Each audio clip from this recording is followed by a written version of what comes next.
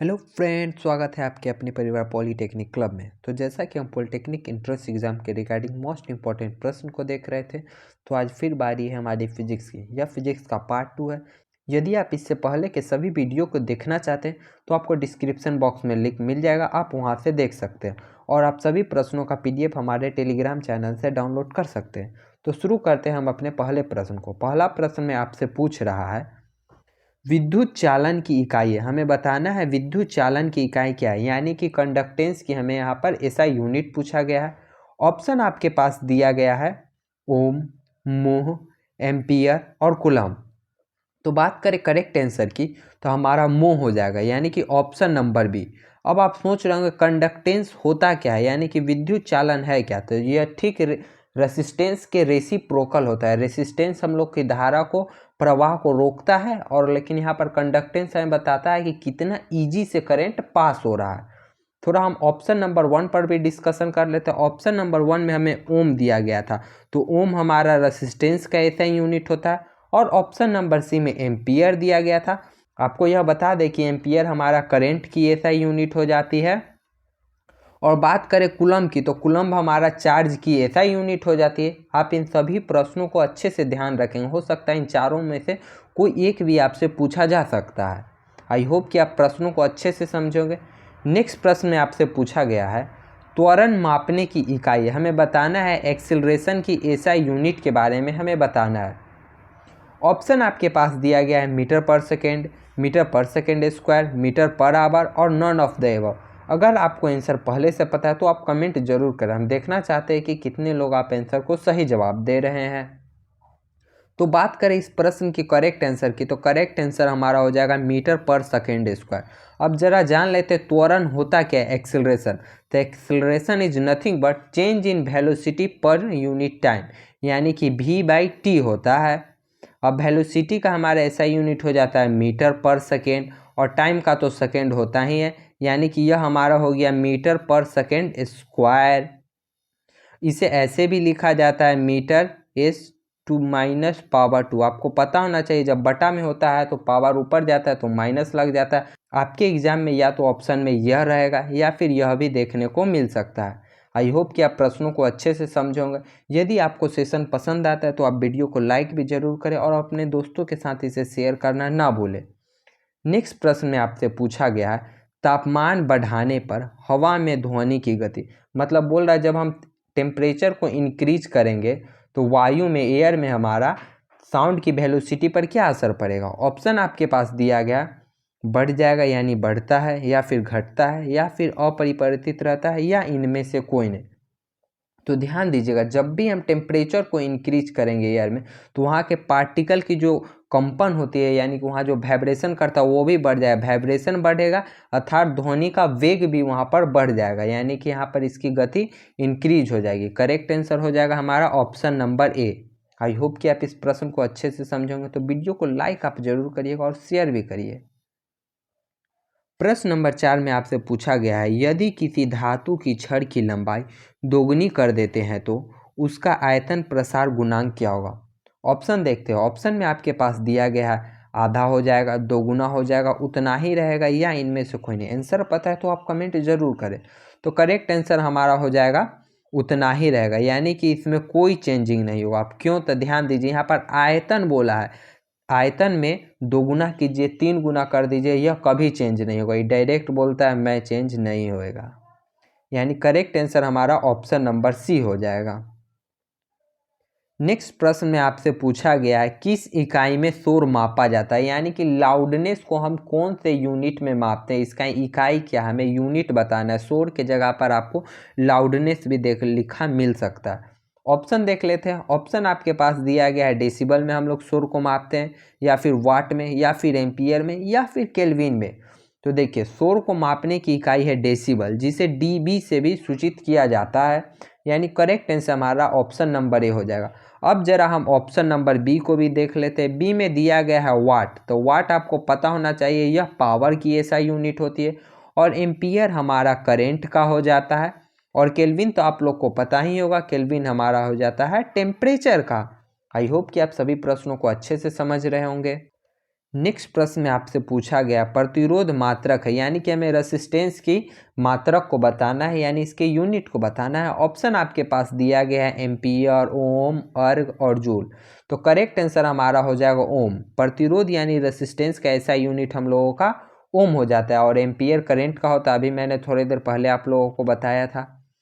अगला प्रश्न आपसे पूछा गया है मानव नेत्र में, मतलब मानव नेत्र में कौन सा लेंस होता है, हमें यह बताना है। मानव नेत्र में कौन उत्तल लेंस होता है, अवतल लेंस होता है, या दोनों होता है, या इनमें से कोई नहीं होता है। आई होप कि यह प्रश्न का आंसर आपको पता होगा, कमेंट जरूर करिएगा। तो करेक्ट आंसर हमारा हो जाता है उत्तल लेंस होता है, यानी कि ह्यूमन आई में हम लोगों का उत्तल लेंस होता है। आपके और हमारे सभी मनुष्य की आंखों में उत्तल लेंस होते हैं। यहाँ पर आपको मानव आँख का सचित्र वर्णन दिख सकता है। नेक्स्ट प्रश्न में आपसे पूछा गया है समतल कोण की इकाई है। वेरी इंपॉर्टेंट क्वेश्चन है, यानी समतल कोण बोले तो प्लेन एंगल का हमें यहाँ पर यूनिट पूछा गया। ऑप्शन आपके पास दिया गया है डिग्री सेल्सियस होगा, या फिर रेडियन होगा, या फिर स्टेरेडियन होगा, या फिर नन ऑफ द अबव। तो करेक्ट आंसर हमारा हो जाएगा रेडियन होगा। प्लेन एंगल की ऐसा यूनिट रेडियन होती है। अब यहाँ से एक और प्रश्न बनता है, अगर प्लेन एंगल यानी समतल कोण के जगह ठोस कोण यानी कि सॉलिड एंगल पूछ दिया जाता तो करेक्ट आंसर क्या होता।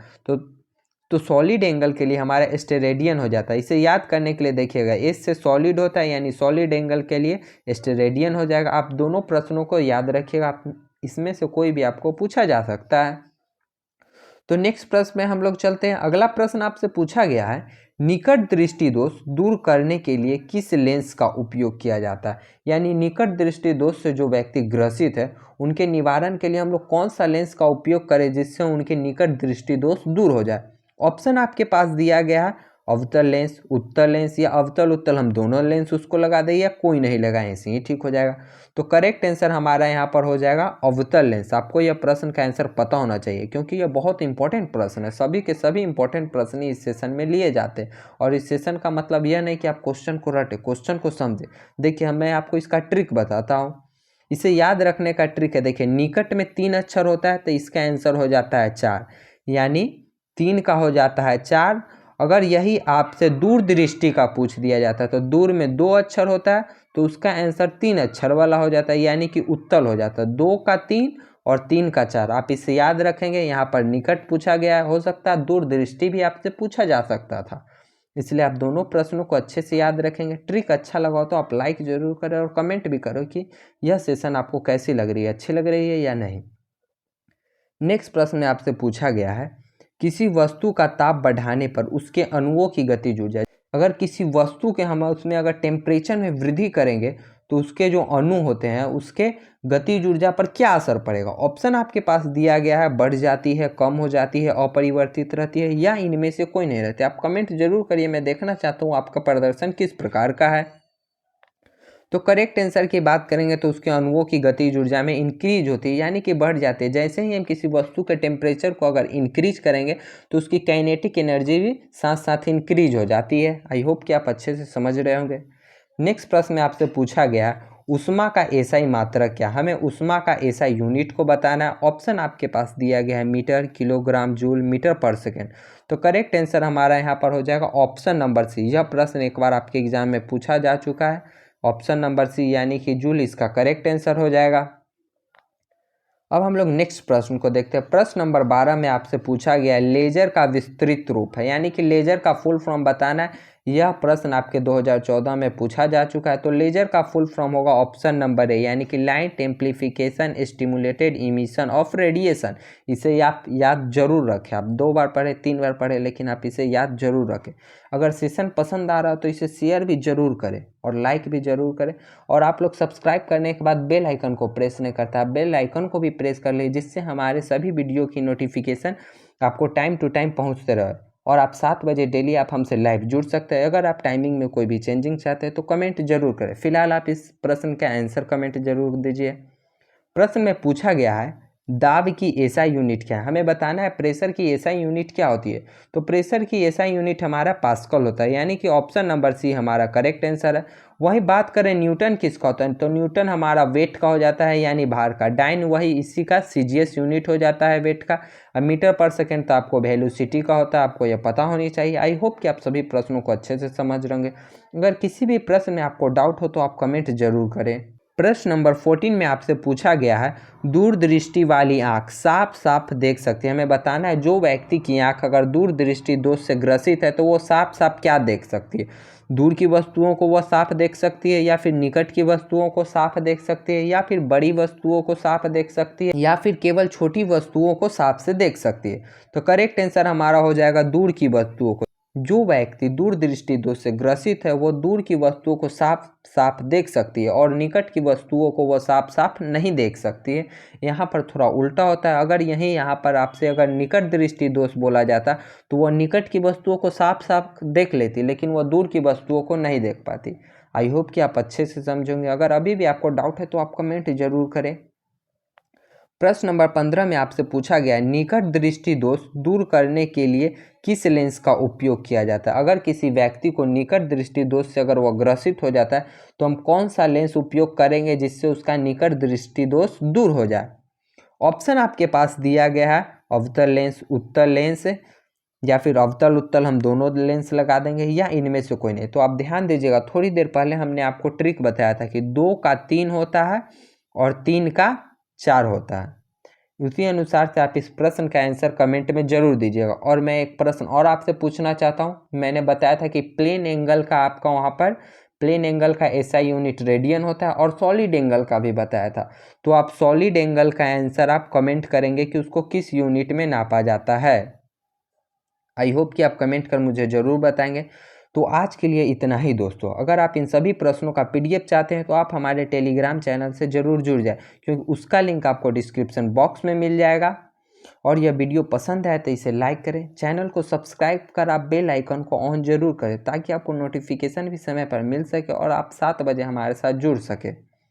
और वीडियो पसंद आ रहा हो तो अपने दोस्तों के साथ शेयर भी करें। और हमारे साथ बने रहने के लिए आपका बहुत बहुत धन्यवाद।